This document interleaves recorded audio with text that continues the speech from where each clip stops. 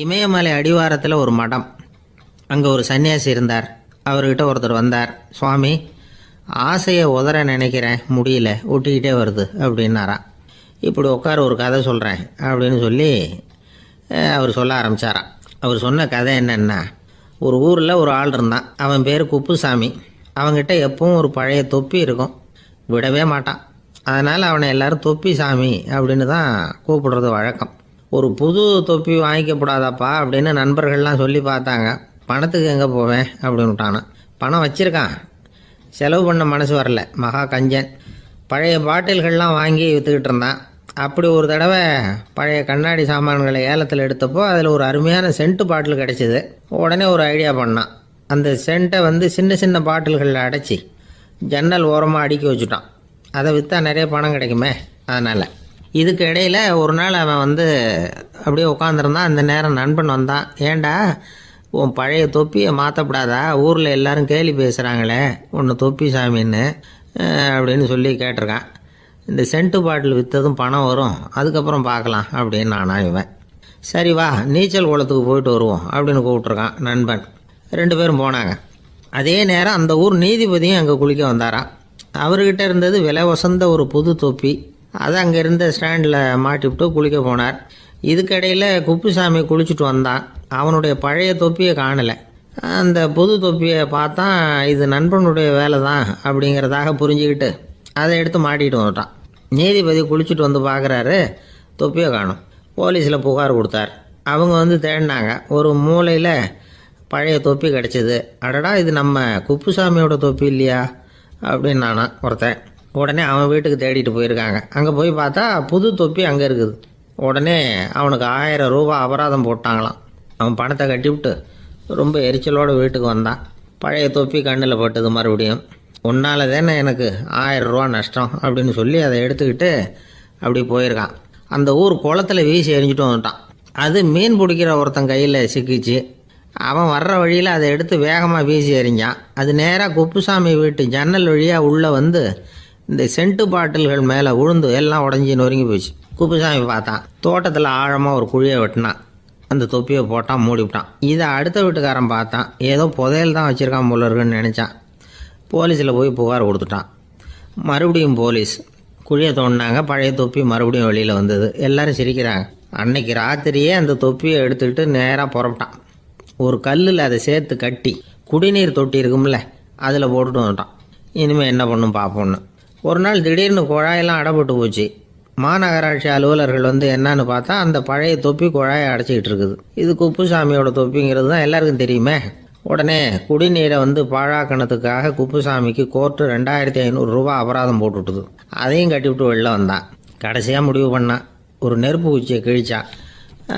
தொப்பியை கொளுத்தினான். எரிஞ்சுது. எடுத்து வெளில எரிஞ்சான். கொஞ்ச நேரத்தில் தீ அணைப்பு படம் வந்துட்டுது. ஆமாம், இவன் எடுத்து எரிஞ்சது வெளியில் விழுந்து வீட்டு கூரையே பற்றிக்கிட்டு எரிய ஆரம்பிச்சுட்டுது. அவனோட பணத்தாசையும் அதோடு சேர்ந்து எரிஞ்சு போச்சான். இப்படி ஒரு கதை. இந்த கதையை சொல்லி முடித்தார் அந்த இமயமலை அடிவாரத்தில் இருந்த சன்னியாசி. இப்போ அந்த குப்புசாமி எங்கே இருக்கிறான்னு கேட்டார் எதிரில் இருந்தவர். இதோ உன் எதிரிலே இருக்கிறான், நான் தான் அந்த குப்புசாமி அப்படின்னாரான் அந்த சன்னியாசி. அந்த குப்புசாமி கிட்ட இருந்தது மாதிரி ஒரு பழைய தொப்பி நம்ம ஒவ்வொருத்தர்கிட்டையும் உண்டு. அதை எப்படி தொலைக்கிறதுன்னு தெரியாமல் தடுமாறிக்கிட்டு இருக்கிறோம். அது என்ன தொப்பிங்கிறீங்களா? அதுதான் நம்மை சூழ்ந்திருக்கிற மாயை அப்படிங்கிறார் சுவாமி சின்மயானந்தர். மெய்ஞானம் கிடைக்கிறப்போ மாயை எரிஞ்சு போகும் அப்படிங்கிறது அவருடைய கருத்து. நம்மால் ஒருத்தர் வேகமாக ஓடி வந்தார். காலில் மாட்டியிருந்த பழைய செருப்பு 2 ஆவேசமாக தூக்கி ஒரு கிணத்துல போட்டுட்டு வெறுங்காலோடு நடந்து வந்துக்கிட்டு இருக்கிறார். ஏன் அப்படி பண்ணீங்க அப்படின்னு கேட்டோம். அந்த செருப்புக்கு சொந்தக்காரன் பின்னாடி வந்துக்கிட்டு இருக்கிறான், அதனால் அப்படி பண்ணேன் அப்படிங்கிறார் இவர். ஒருத்தர் மனசில் நிம்மதி இல்லாமல் உட்காந்துருந்தார். என்ன சார் விஷயம் அப்படின்னு விசாரித்தேன். அகலக்கால் வச்சுட்டேன், அதுதான் அவதிப்படுறேன்னார். விவரமாக சொல்லுங்கன்னு. வீடு கட்டணும்னு ஆரம்பித்தேன், வேலை பாதியிலேயே நிற்கிது, கையில் பணம் இல்லை அப்படின்னார். இது மாதிரி ஆசாமிகள் பல பேரை நீங்கள் பார்த்துருக்கலாம். இவங்கெல்லாம் சுலபமாக மன அழுத்தத்துக்கு ஆளாயிடுறாங்க. மன உளைச்சல், அதாவது ஸ்ட்ரெஸ் அப்படின்னு சொல்கிறோமே, அதுக்கு அடிப்படையான சில காரணங்கள் உண்டு. அதாவது மிகையாக திட்டமிடுதல் அப்படிங்கிறதும் ஒரு முக்கியமான காரணம். நடைமுறை சாத்தியம் என்னங்கிறத மனசில் வச்சுக்கிட்டு எந்த திட்டத்தையும் தீட்டணும், அப்போ தான் அது சரியாக வரும். ரெண்டாவது காரணம் என்ன தெரியுமா? ஒரே நேரத்தில் பல்வேறு செயல்களில் ஈடுபடுறது. தொலைபேசியில் பேசிக்கிட்டே கையில் இருக்கிற கடிதத்தை படிச்சுக்கிட்டே எதிரில் உட்காந்துக்கிட்டு இருக்கிறவருக்கும் அப்பப்போ பதில் சொல்லிக்கிட்டு மனசில் பல்வேறு சிந்தனைகளை அப்படியே ஓட விட்டுக்கிட்டு இருக்கிறது, இதுவும் மன அழுத்தத்தை உண்டாக்குது. மூணாவது காரணம், எதிலேயும் வெற்றி மட்டும் எதிர்பார்க்குற ஒருதலைப்பட்சமான ஆர்வம். நாம் தொட்டதெல்லாம் வெற்றியாகவே முடியணும் அப்படின்னு எதிர்பார்க்குறவங்க ஏதாவது ஒன்றில் தோல்வியை கண்டா தோண்டு போயிடுறாங்க. எப்படியும் முடியலாம்ங்கிற எண்ணம் ஏற்கனவே நமக்குள்ளே இருந்துட்டுதுன்னா அந்த அவஸ்தை வராது. அதனால் அதுவும் நம்ம வளர்த்து கொள்ள வேண்டிய ஒரு குணம். மன உளைச்சல் ஏற்படுறதுக்கு இன்னொரு காரணம், எதையும் வேகமாக செஞ்சுடணும் அப்படிங்கிற துடிப்பு. அந்த துடிப்பே மனசை அழுத்த ஆரம்பிச்சிடும். எந்த ஒரு காரியத்திலையும் தாமதமோ இடையூறோ ஏற்பட்டால் அதை பொறுத்துக்கிற மனப்போக்கம் வேணும். அது இல்லாதவங்க அழுத்தத்துக்கு ஆளாயிடுறாங்க.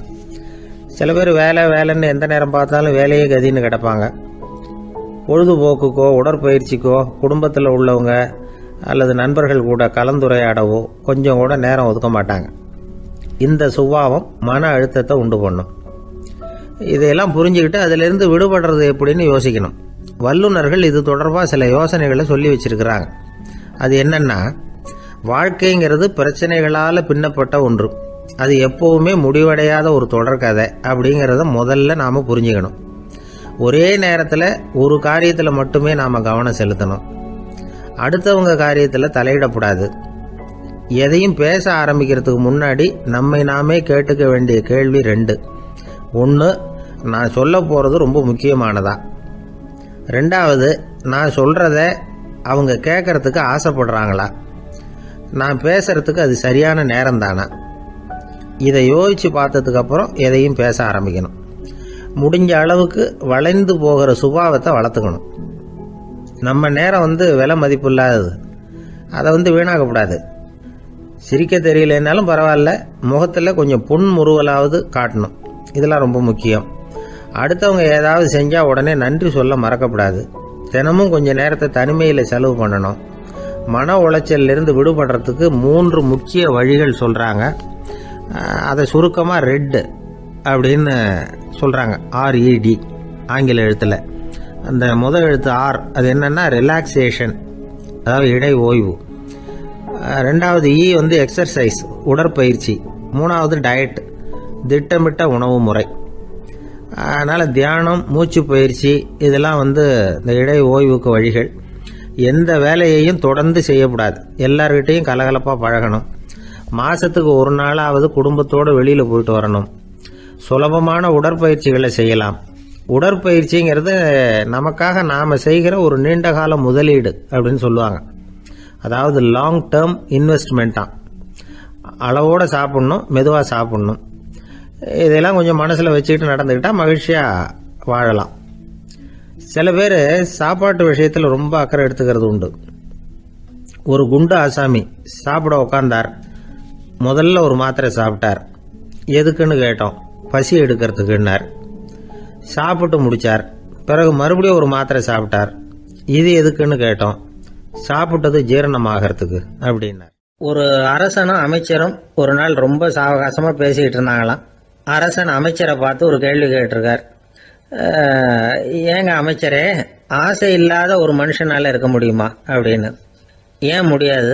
துறவி அப்படிங்கிறவங்கெல்லாம் அப்படிப்பட்டவங்க தானே அப்படின்னாராம் அமைச்சர். அவங்கெல்லாம் உண்மையிலேயே ஆசையை விட்டவங்க தானா அப்படின்னு கேட்டாராம் ராஜா. அப்படி தான் இருக்கணும் அப்படின்னாராம் அமைச்சர். அப்படின்னா ஆசையே இல்லாத ஒரு உண்மையான துறவியை நான் பார்க்கணுமேன்னார். அது என்ன பிரமாதம், அதுக்கு நான் ஏற்பாடு பண்ணுறேன் அப்படின்னு விட்டார் இவர். சொல்லிவிட்டு உடனே புறப்பட்டு போனார். அங்கே எங்கே தேடினார். அப்புறம் தான் அவருக்கு புரிஞ்சுது உண்மை துறவியை கண்டுபிடிக்கிறது எவ்வளவு கஷ்டமான காரியம்னு. இருந்தாலும் ராஜா கிட்ட சொல்லியாச்சே, உண்மை துறவியை காட்டுறேன்னு. இப்போ என்ன பண்ணுறது? ராஜா கிட்ட சொன்னபடி நடக்கலைன்னா அவருக்கு கோபம் வந்துடும். அமைச்சர் ஒரு யோசனை பண்ணார். அவருக்கு ஒரு வழி தெரிஞ்சுது. அதுதான் சரின்னு முடிவு பண்ணார். அதாவது அந்த ஊரில் அவருக்கு தெரிஞ்ச நாடக நடிகர் ஒருத்தர் இருக்கிறார். நல்லா நடிப்பார். அவரை போய் பார்த்தார். இதை பாருப்பா, எனக்காக நீ ஒரு காரியம் செய்யணும்னார். என்னன்னு கேட்டார் அவர். நீ ஒரு துறவி மாதிரி கொஞ்ச நேரத்துக்கு நடிக்கணும். ராஜா உன்னை பார்த்துட்டு போகிற வரைக்கும் நடி. அது போதும், அதுக்காக உனக்கு 10,000 ரூபா தரேன் அப்படின்னார். அவர் எந்த காலத்தில் இவ்வளவு பணத்தை மொத்தமாக பார்த்துருக்கார். அதனால் உடனே சரின்னு ஒத்துக்கிட்டார். அமைச்சர் அரண்மனைக்கு திரும்பி வந்தார். என்ன அமைச்சரே, இன்னுமா ஒரு உண்மையான துறவி கிடைக்கலன்னார். உண்மையான துறவி ஒருத்தரை இப்போ தான் கொஞ்ச நேரத்துக்கு முன்னாடி பார்த்து பேசிவிட்டு வர்றேன். அவர் நம்ம ஊருக்கு வெளியில் குளத்தங்கரையில் உள்ள ஒரு ஆலமரத்துக்கு அடியில் உட்காந்துருக்கிறார் அப்படின்னார் இவர். அப்படின்னா உடனே புறப்படுங்க அப்படின்னார் ராஜா. பரிவாரங்களோடு புறப்பட்டார். அங்கே அந்த மரத்தடியில் அந்த ஆள் வேஷம் போட்டுக்கிட்டு துறவி மாதிரி உட்காந்துருக்கிறான். ராஜா நேராக போனார். அந்த துறவி காலில் பொத்துன்னு விழுந்து வணங்கினார். உடனே ராணியும் அவர் காலில் விழுந்தாங்க. அடுத்தபடியாக அமைச்சர் விழுந்தார். அவருக்கு தெரியும் இது நம்ம ஆள் தான்னு. இருந்தாலும் என்ன பண்ணுறது, நேரம். அப்புறம் பரிவாரங்கள்லாம் துறவி காலில் விழுந்து ஆசீர்வாதம் வாங்கிட்டாங்க. ராஜா அப்புறமா தங்கத்தட்டில் பொண்ணையும் பொருளையும் வச்சு அந்த துறவிகிட்ட ரொம்ப பணிவாக நீட்டுறார். தாங்கள் தயவு பண்ணி இதை ஏற்றுக்கணும் அப்படின்னு வேண்டிக்கிட்டார். அந்த துறவி பற்று இல்லாமல் அதை பார்த்தார். எல்லாத்தையும் திறந்துட்ட எனக்கு இதெல்லாம் எதுக்காக அப்படின்னு சொல்லி அதை மறுத்துட்டாராம். ஆஹா, உண்மையான துறவியை பார்த்துட்டோம் அப்படிங்கிற ஆனந்தம் அரசருக்கு. ரொம்ப நிம்மதியாக திருப்தியாக திரும்பி வந்தார் அரண்மனைக்கு. அதுக்கப்புறம் அமைச்சர் யாருக்கும் தெரியாமல் அந்த துறவிகிட்ட ஓடினார். சொன்ன பிரகாரம் பணத்தை நீட்டினார். இந்தப்பா, நான் உங்ககிட்ட சொன்னபடி 10,000 ரூபா பணம் எடுத்துக்கோ அப்படின்னார். அந்த ஆள் ராஜா கிட்ட சொன்னது மாதிரியே எல்லாத்தையும் திறந்துவிட்ட எனக்கு இதெல்லாம் எதுக்காக வேணாம் அப்படின்னு விட்டாரான். நடித்த வரைக்கும் போதும்ப்பா, இனிமேல் இந்த நாடக வசனம்லாம் வேணாம், வேஷத்தை கலைச்சிரு, பணத்தை வாங்கிக்கோன்னார். இல்லைங்க, இது வேஷம் இல்லை, இது வசனமும் இல்லை, இது உண்மை. கொஞ்ச நேரம் துறவி மாதிரி நடித்ததுக்கே இந்த தேசத்து ராஜா, ராணி, அமைச்சர், பரிவாரங்கள் எல்லாம் என் காலில் விழுந்து வணங்குறாங்க. அப்படின்னா உண்மையான துறவியாக இருக்கிறது எவ்வளவு பெருமையான விஷயம். நான் உண்மையான துறவியாக ஆக போகிறேன், அப்படி முடிவும் பண்ணிட்டேன் அப்படின்னார் அந்த நடிகர். வேஷம் கூட எப்படிப்பட்ட விளைவுகளை உண்டு பண்ணுது பார்த்தீங்களா. நம்மால் ஒருத்தன் ரொம்ப வசதியாக தான் இருந்தான். ஒரு நாள் அவன் சொத்து பூரா திருட்டு போயிட்டுது. அதுக்கப்புறம் இவன் துறவி மாதிரி ஆயிட்டான். ஊர் ஊராக சுற்றினான். ஒரு குருநாதரை தேடி கண்டுபிடிச்சான். அவர்கிட்ட சீடனாக சேர்ந்துக்கிட்டான். அவனை பார்த்து ஒருத்தர் கேட்டார், நீ உண்மையான சீடன் தானான்னு. இல்லைங்க, சீடன் மாதிரி நடிச்சுக்கிட்டு இருக்கிறேன் அப்படின்னா. அது குரு துரோகம் இல்லையா அப்படின்னு கேட்டார் அவர். இல்லைங்க, நான் பண்ணது குரு துரோகம் இல்லை, என் குரு பண்ணது தான் துரோகம். என்னுடைய பணத்தை கொள்ளையடிச்சது இவர் தான். அதை எங்கே வச்சிருக்காருன்னு கண்டுபிடிக்கிறதுக்காக தான் இவர்கிட்ட சீடனா சேர்ந்துருக்கிறேன் அப்படின்னானா. காசி தேசத்தில் ஒரு வேடன் இருந்தானா. அவன் வழக்கம் போல காட்டுக்கு வேட்டையாட போயிருக்கிறான். ஒரு மானுக்கு நேராக குறி பார்த்து அம்பை விட்டுருக்கான். குறி தவறி போய் அந்த அம்பு ஒரு பெரிய மரத்து மேலே போய் குத்திக்கிட்டுது. விஷம் தடவுன அம்பு. அதனால மரம் வீணா போயிட்டுது. அதுல இருந்த இலை காய் எல்லாம் உதிர ஆரம்பிச்சுட்டுது. கொஞ்ச நாள்ல அந்த மரம் பூரா காஞ்சி அப்படியே பட்டு போச்சு. அந்த மரத்துல ஒரு பொந்து, அதுல ஒரு கிளி ரொம்ப காலமா இருந்துகிட்டு இருக்குது. அந்த மரம் நல்லபடியா வளமா இருந்த காலத்துல நிறைய பறவைகள் அதுல தங்கி இருந்தது. மரம் காய ஆரம்பிச்சதும் அந்த பறவையெல்லாம் யோசிக்க ஆரம்பிச்சது. சரி, இனிமே இந்த மரம் நமக்கு சரிபட்டு வராது, வேற இடம் பார்க்க வேண்டியதுதான் அப்படின்னு நினைச்சு ஒவ்வொன்னா பறந்து போக ஆரம்பிச்சுட்டுது. கடைசியில தங்கி இருந்தது அந்த ஒரு கிளி மட்டும்தான். அது அந்த மரத்தை விட்டுட்டு எங்கேயும் போறதுக்கு பிரியப்படல. ஏன்னா அதுக்கு அந்த மரத்து மேல அவ்வளவு அன்பு. இறை தேடுறதுக்கு கூட அந்த கிளி வெளியே போறதில்ல. சாப்பிடாம இருந்தா உடம்பு என்னத்துக்கு ஆகும். கிளி ரொம்ப வாடி போயிட்டுது. சத்தம் போட்டு கத்த கூட அதால முடியல. அந்த கிளி இப்படி நடந்துக்கிறது தேவலோகத்துல இருந்த இந்திரனுக்கே ரொம்ப ஆச்சரியமா இருந்துதான். நேரில் போய் அந்த கிளியை பார்த்துட்டு வந்தா தேவையில்லைன்னு தோணுச்சு அவனுக்கு. உடனே தேவலோகத்தில இருந்து புறப்பட்டு பூலோகத்துக்கு சேர்ந்தான் இந்திரன். ஒரு சாதாரண மனுஷன் மாதிரி அந்த கிளிக்கு முன்னாடி போய் நின்னான். ஏ கிளியே, உனக்கு என்ன பைத்தியமா? இந்த மரத்துல இலையும் இல்ல, காயும் இல்ல, கிளையெல்லாம் காஞ்சி போய் எப்போ ஒடிஞ்சு விழலாம்னு நேரம் பார்த்துக்கிட்டு இருக்குது. நீ இன்னமும் இதையே கட்டிக்கிட்டு அழுதுகிட்டு இருக்கிறிய. உன் கூட இருந்த மற்ற பறவைகள்லாம் பாத்தியா? இதே காட்டுல உள்ள செழிப்பான மரங்கள்ல போய் கூடு கட்டிக்கிட்டு சுகமா இருந்துகிட்டு இருக்கு. நீ மட்டும் ஏன் இப்படி கஷ்டப்படணும் அப்படின்னு கேட்டான் இந்திரன். கிளியை சும்மா சோதிக்கிறதுக்காக தான் அப்படி கேட்டிருக்கான். அந்த கிளிக்கு தவ வலிமை அதிகம். அதனால வந்திருக்கிறது இந்திரன் தாங்கிறது அதுக்கு புரிஞ்சு போச்சு. தேவேந்திரா, நான் இந்த மரத்துலதான் பிறந்தேன், வளர்ந்தேன். சின்ன வயசுல இருந்து என்னை வளர்த்து காப்பாத்தி ஆளாக்குனது இந்த மரம் தான். எனக்கு பசி எடுத்தப்போ பழம் கொடுத்தது இந்த மரம் தான். எனக்கு ஆபத்து வந்தப்போ அடைக்கலம் கொடுத்தது இந்த மரம் தான். இப்ப இந்த மரம் கஷ்ட திசையில இருக்குது. இந்த நேரத்துல நான் மட்டும் நல்லா இருந்தா போதும்னு நினைக்கலாமா? அது சுயநலம் இல்லையா? இப்படி இது துன்பப்படுற காலத்துல நானும் இது கூட இருந்து துன்பத்தை சகிச்சுக்கிறது தான் நியாயம். உதவி செஞ்சவங்களை உதறி தள்ளுறது நல்லது இல்லைங்கிறது உங்களுக்கே தெரியும். என்னோட நல்ல விரதத்தை குலைக்கிறது மாதிரி அல்லவா இருக்குது நீங்க சொல்றது. தேவர்களுக்கு ஏற்படுற சந்தேகங்களையே தீர்த்து வைக்கக்கூடிய நிலைமையில இருக்கிற நீங்க எனக்கு இப்படி உபதேசம் பண்ணலாமா அப்படின்னு கேட்டுதான் கிளி. இந்திரனுக்கு ரொம்ப மகிழ்ச்சி. இத கேட்டதும் கிளியே, நண்பர்கள்னா உன்ன மாதிரி இருக்கணும். பொதுவா ஒருத்தர் நல்லா இருக்கிறப்போ அவரை சுத்தி நிறைய பேர் இருப்பாங்க. அவர் கொஞ்சம் வீணா போயிட்டா அத்தனை பேரும் ஓடி போடுவாங்க. நீ அது மாதிரி இல்ல, சுகத்தையும் துக்கத்தையும் சமமா எடுத்துக்கிட்ட. உன்னை பாராட்டுறேன். உனக்கு விருப்பமான வரம் ஏதாவது கேளு தரேன் அப்படின்னாராம் இந்திரன். கிளி என்ன வரம் கேட்டது தெரியுமா? இந்த மரம் மறுபடியும் முன்னாடி இருந்தது மாதிரியே இலை பூ கனிகளோட செழிப்பா இருக்கணும் அப்படின்னு கேட்டுக்கிட்டுதான். அப்படியே தந்தேன்னாரு இந்திரன். அடுத்த வினாடியே மரம் முன்னாடி இருந்ததை விட செழிப்பா பூத்து குலுங்க ஆரம்பிச்சுட்டுது. அந்த கிளியும் ரொம்ப நாள் சந்தோஷமா வாழ்ந்துட்டு அதுக்கப்புறம் இந்திரலோகம் போய் சேர்ந்துதான். மகாபாரதத்துல பீஷ்மர் தர்மருக்கு இந்த கதையை சொல்றார். மற்றவர்கள் துன்பப்படுறப்போ இந்த கிளி மாதிரி எவன் பரிவு கொள்றானோ அவன் மேன்மை அடையறது நிச்சயம் அப்படின்னு அவர் சொல்றார். சரி, அந்த கதையை இந்த சமயத்துல எதுக்கு சொல்லணும் அப்படின்னா, வயசான காலத்துல அம்மா அப்பாவை கவனிக்காத பிள்ளைங்க காதல இது விழட்டுமேங்கிறதுக்காக தான். மத்தவங்க துன்பப்படுறப்போ பரிவு காட்டினாலே அந்த அளவுக்கு மேன்மை கிடைக்கும்னா, பெத்தவங்க துன்பப்படுறப்போ பரிவு காட்டினா எந்த அளவுக்கு மேன்மைங்கிறத நினைச்சு பார்க்கணும். ஒரு வயசான அப்பா தன்னோட பிள்ளைய பத்தி ரொம்ப மெச்சுக்கிட்டார். என் பிள்ளை எப்பவும் புத்திசாலித்தனமா குடும்பம் நடத்துறான். அவன் சம்சாரம் கோவிச்சுக்கிட்டு பிறந்த வீட்டுக்கு போற அளவுக்கு அவன் நடந்துகிட்டதே இல்லை அப்படின்னார். அப்படிங்களான்னு கேட்டோம் ஆச்சரியமா. ஆமாங்க, ஏன்னா இவனே அவங்க வீட்டுக்கு போய் வீட்டோட மாப்பிள்ளையா தங்கிக்கிட்டான் அப்படின்னார். இவெல்லாம் எந்த காலத்துல அப்பா அம்மாவை காப்பாத்த. ஒரு வயசான அம்மா ஒரு நாள் ஃபோன் பண்ணாங்க. ஐயா, நான் இந்த தகவல் நிகழ்ச்சியை தினமும் கேட்குறேன், உங்ககிட்ட ஒரு கேள்வி கேட்கணும் அப்படின்னாங்க. என்னங்க அப்படின்னோம். எனக்கு சொந்தமாக ஒரு நல்ல வீடு இருக்குது, வேணுங்கிற அளவுக்கு பணமும் இருக்குது, கணவரும் ரொம்ப நல்லவர், ரிட்டையர் ஆகி வீட்டில் தான் இருக்கிறார், பிள்ளைங்கள்லாம் பெரிய பெரிய உத்தியோகத்தில் இருக்கிறாங்க, அதில் ஒருத்தன் ஐஏஎஸ்ஸு, பணம்லாம் கூட நிறைய கொண்டாந்து கொடுக்குறாங்க. அப்படி இருந்தும் என் மனசில் நிம்மதி இல்லை, வாழ்க்கையில் ஒரு நிறைவு இல்லை அப்படின்னாங்க. ஏன்னு கேட்டோம். அதைத்தான் நான் உங்களை கேட்குறேன், ஏன் அப்படி அப்படின்னு திருப்பி கேட்குறாங்க. எங்களுக்கு ஒன்றும் புரியல. கொஞ்ச நேரம் குழம்பி போயிட்டோம். இருந்தாலும் அதை அவங்கக்கிட்ட காட்டிக்காமல் கொஞ்சம் சாமர்த்தியமாக, ஏம்மா உங்கள் மனசில் நீங்கள் ஏதோ ஒன்று எதிர்பார்க்குறீங்க, அது நிறைவேறலை அப்படி தானே அப்படின்னு கேட்டோம். ஆமாம் அப்படின்னாங்க. அதுக்கப்புறம் அவங்கக்கிட்ட கொஞ்சம் மனம் விட்டு பேசுகிறப்போ தானாக விஷயம் வெளியில் வந்தது. அதாவது அவங்க பிள்ளைங்க பெரிய பெரிய உத்தியோகத்தில் இருக்கிறதுனால அவசரமாக பார்த்துட்டு ஓடுறாங்களாம். ஆசையாக அம்மான்னு கூப்பிட்டுக்கிட்டு கிட்ட உட்காந்து கொஞ்ச நேரமாவது என்கிட்ட பேசினா தானே என் மனசு கொஞ்சம் நிம்மதியாக இருக்கும். அது அவங்களுக்கு தெரிய மாட்டேங்குதே அப்படிங்கிறாங்க. இதுதான் அவங்களுடைய ஏக்கம். இந்த ஏக்கம் அந்த தாயின் மனசில் இருந்துக்கிட்டு இருக்குது. இப்படி மகனுடைய அன்புக்காக மட்டுமே ஏங்குற தாய்மார்கள் பல பேர் இருக்கிறாங்க இந்த உலகத்தில். இதை நினைக்கிறப்போ ஒரு வெளிநாட்டு நாடோடி கதை ஞாபகத்தில் வருது. அதாவது கடவுள் படைப்பு தொழிலில் ரொம்ப மும்முரமாக ஈடுபட்டுக்கிட்டு இருந்தாராம். மீன்களை படைச்சாராம், பறவைகளை படைச்சாராம், விலங்குகளை படைச்சாராம். அவருக்கு திருப்தி ஏற்படலை. அதுக்கப்புறம் மனிதர்களை படைச்சிருக்கிறார். அப்பவும் அவருக்கு மன நிறைவு ஏற்படலையாம்.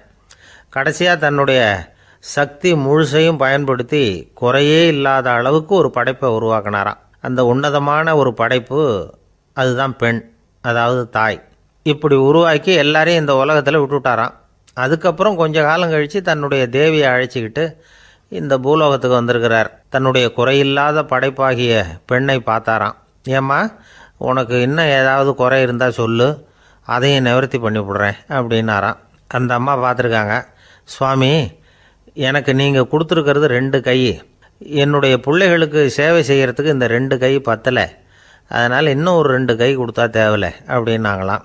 கடவுள் பார்த்தார். அதனால் என்ன, அப்படியே செஞ்சு விடலாம், இதோ அதுக்கான வரம் கொடுத்துட்டேன் அப்படின்னார். அந்த அம்மாவுக்கு இப்போ 4 கை ஆகிட்டுது. 4 கையாலேயும் குழந்தைகளுக்கு சேவை செய்ய ஆரம்பிச்சிட்டாங்க. கடவுள் திருப்தியாக திரும்பி போனார். அதுக்கப்புறம் கொஞ்ச காலம் கழித்து மறுபடியும் திரும்பி வந்தார் தேவியோட. பெண்ணை பார்த்தார். இப்போ என்னம்மா சந்தோஷந்தானே அப்படின்னாராம். அதுக்கு அந்த அம்மா, சந்தோஷந்தான், இருந்தாலும் இப்போ எனக்கு இருக்கிற 2 காலும் போதில்லை, இன்னும் ஒரு 2 கால் இருந்தால் தேவையில்லை, நிறைய ஓடி ஆடி பிள்ளைகளுக்காக வேலை செய்ய வேண்டியிருக்குது அப்படின்னு நாங்களாம். சரின்னு சொல்லி 4 கால் இருக்கிறது மாதிரி செஞ்சுட்டு போயிட்டார் கடவுள். மறுபடியும் கொஞ்ச நாள் கழித்து தேவி சொன்னாங்க கடவுள்கிட்ட, நீங்கள் என்ன தான் முயற்சி பண்ணினாலும் முழுமையான ஒரு படைப்பை உங்களால் உருவாக்க முடியாது, அப்படி தான் நான் நினைக்கிறேன் அப்படின்னாங்களாம். அப்படியா சொல்கிறேன், வா அந்த பொண்ணை பார்த்துட்டு வருவோம் அப்படின்னு புறப்பட்டு இங்கே வந்தாங்களாம்.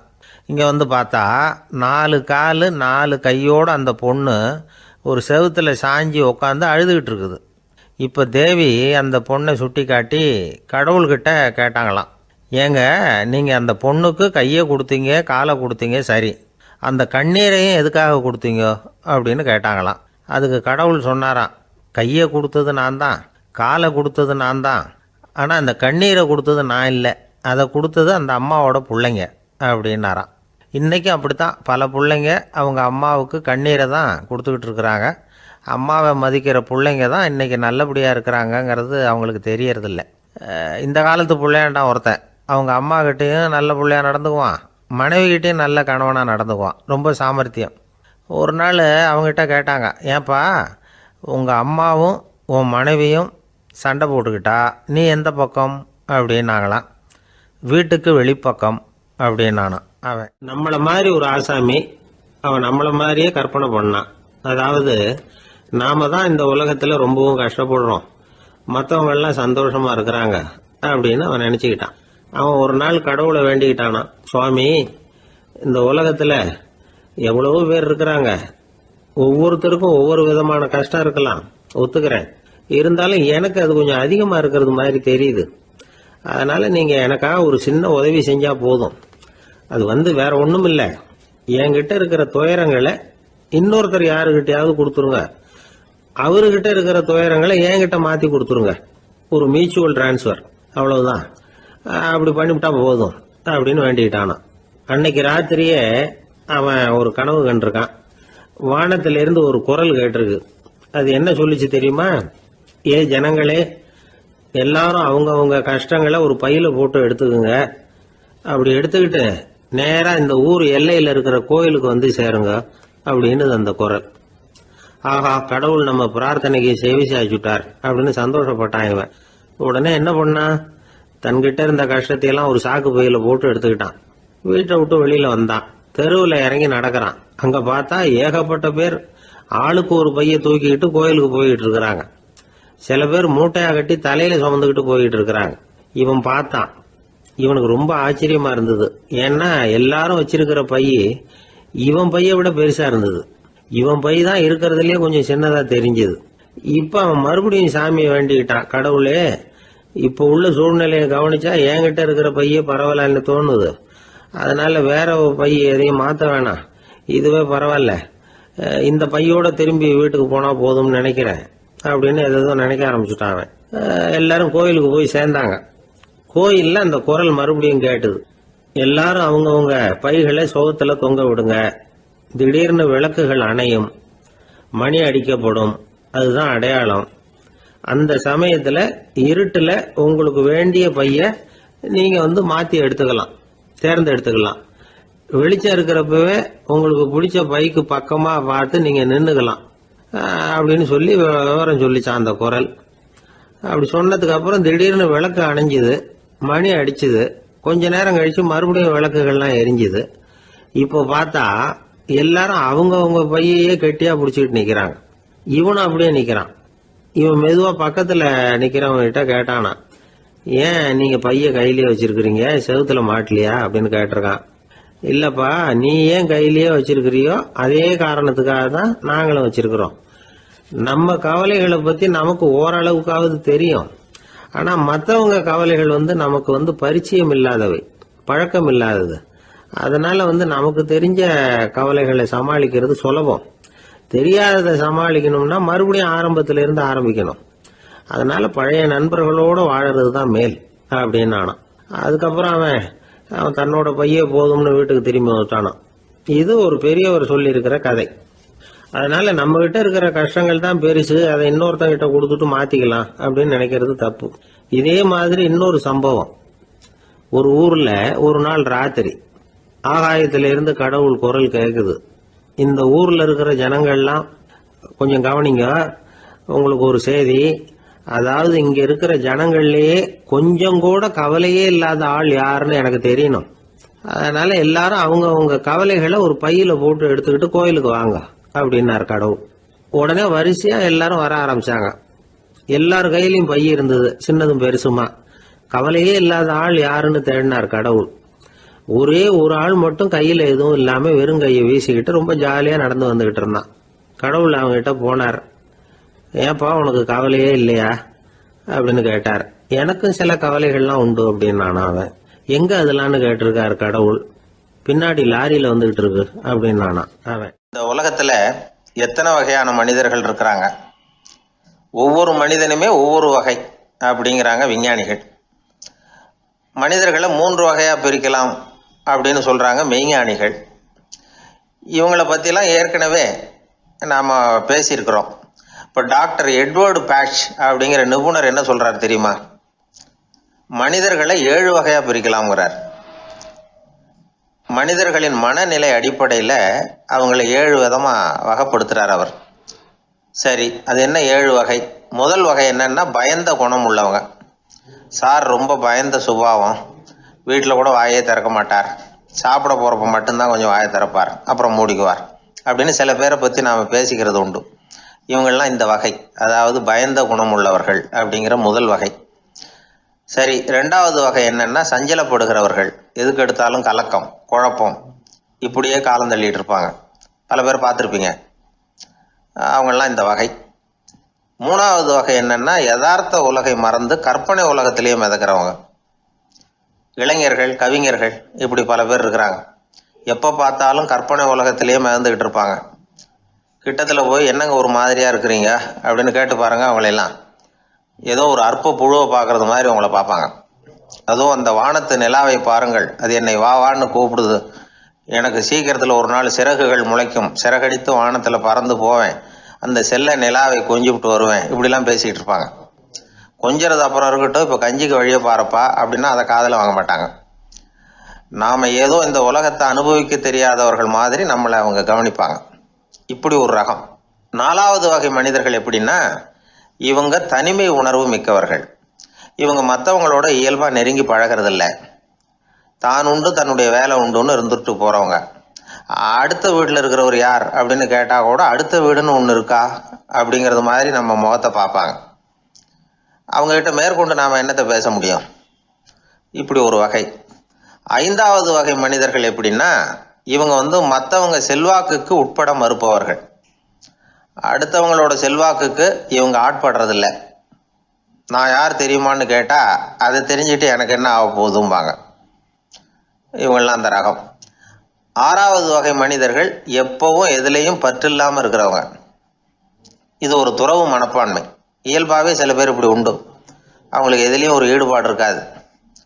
அப்படிப்பட்டவங்கெல்லாம் 6வது வகை. 7வது வகை மனிதர்கள் மற்றவங்க கவலையை தன்னுடையதாக ஆக்கிக்கிட்டு கவலைப்படுறவங்க. இவங்கெல்லாம் மகாத்மாக்கள். தாம் வேறு அடுத்தவங்க வேறு அப்படிங்கிற எண்ணம் இவங்களுக்கு வர்றதில்லை. அதனால் அடுத்தவங்களுக்கு ஒரு துன்பம் வந்ததுன்னா இவங்களால சும்மா இருக்க முடியறதில்ல. ஆக கூடி இப்படி 7 விதமான மனிதர்களை அடையாளம் காட்டுறார் அந்த நிபுணர். இதில் நாம் எந்த வகையில் வர்றோம் அப்படிங்கிறத நாம தான் அடையாளம் கண்டுபிடிக்கணும். எனக்கு தெரிஞ்ச ஒரு மனிதர் உண்டு. அவர் ஒரு வித்தியாசமான வகை. எதையும் நடைமுறை சாத்தியமாக சிந்திக்கிறவர். எப்பவும் அடுத்தவங்களும் நல்லா இருக்கணும், நாமும் நல்லா இருக்கணும் அப்படின்னு ஆசைப்படுறவர். அவருக்கு ஒரு சமயம் திடீர்னு உடம்பு சுகம் இல்லாமல் போயிட்டுது. டாக்டர்கிட்ட போனார், பணம் கொடுத்தார், வைத்தியம் பார்த்துக்கிட்டார். அவர் எழுதி கொடுத்த மருந்து சீட்டை வாங்கினார். ஒரு மருந்து கடைக்கு போனார், பணம் கொடுத்தார், மருந்து வாங்கினார். அதை எடுத்துகிட்டு வீட்டுக்கு வந்தார். அதுக்கப்புறம் அந்த மருந்து அவர் சாப்பிடணும்ல, சாப்பிடவே இல்லை, அப்படியே சும்மா வச்சுட்டார். அவரை பார்த்து கேட்டேன், ஏன் சார் இப்படி பண்ணுறீங்க, வீண் செலவு தானே இது, நீங்கள் ஏன் டாக்டர்கிட்ட போய் பணம் செலவு பண்ணினீங்கன்னு கேட்டேன். அவர் சொன்னார், டாக்டர் வாழணும் இல்லையா, அதனால தான் அப்படின்னார். சரி, அப்புறம் ஏன் மருந்து வாங்கினீங்க அப்படின்னு கேட்டேன். மருந்து கடைக்காரர் வாழணும் இல்லையா, அதனால தான் அப்படின்னார். சரி, அப்புறம் ஏன் வாங்கின மருந்து சாப்பிடாம வச்சுட்டீங்க அப்படின்னதுக்கு, நான் வாழணும் இல்லையா அதனால தான் அப்படின்னார். இவர் வாழ்க்கையை புரிஞ்சுக்கிட்டவர். இப்படி வாழ்க்கையை புரிந்து கொண்டு வாழ தெரிஞ்சுக்கணும். எந்த வகை மனிதர் நாம் அப்படிங்கிறத புரிஞ்சுக்கிட்டு வாழ்ந்தோம்னா வாழ்க்கையில் வெற்றி நிச்சயம். ஒரு அம்மா தெருவில் உட்காந்து என்னத்தையோ தேடிட்டு இருக்கிறாங்க. அந்த அம்மா ஒரு சுஃபி ஞானி. அவங்க பேர் என்னன்னா ரபியா அல் அடாவியா. அந்த அம்மாவுக்கு கண் கூட தெளிவாக தெரியாது. அந்த பக்கமாக வந்த சில பேர் இவங்களுக்கு உதவி செய்கிறதுக்காக வந்தாங்க. என்ன தேடிட்டு இருக்கிறீங்க அப்படின்னு கேட்டாங்க. இதுக்கு அந்த அம்மா, அந்த கேள்வி அவ்வளோ முக்கியத்துவம் இல்லை, நான் தேடிட்டு இருக்கிறேன், உங்களால் முடிஞ்சால் எனக்கு உதவி பண்ணலாம் அப்படின்னாங்களாம். உதவி செய்ய வந்தவங்களுக்கு ஆச்சரியம். எதை தேடுறோங்கிறது தெரியாமல் இப்படி ஏன் நேரத்தை செலவழிக்கிறீங்க, நாங்கள் எப்படி உங்களுக்கு உதவ முடியும், எங்களுக்கு ஒன்றும் புரியலையே அப்படின்ட்டுருக்காங்க. சரி, உங்களை திருப்தி பண்ணுறதுக்காக சொல்கிறேன், ஒரு குண்டூசி தொலைஞ்சி போச்சு, அதை தேடுறேன் அப்படின்னாங்களாம் அந்த அம்மா. அதுக்கப்புறம் இவங்களும் சேர்ந்து தேட ஆரம்பிச்சிட்டாங்க. கொஞ்ச நேரம் ஆச்சு, ஒன்றும் கிடைக்கல. உதவி செய்ய வந்தவங்களும் அழுத்து போட்டாங்க.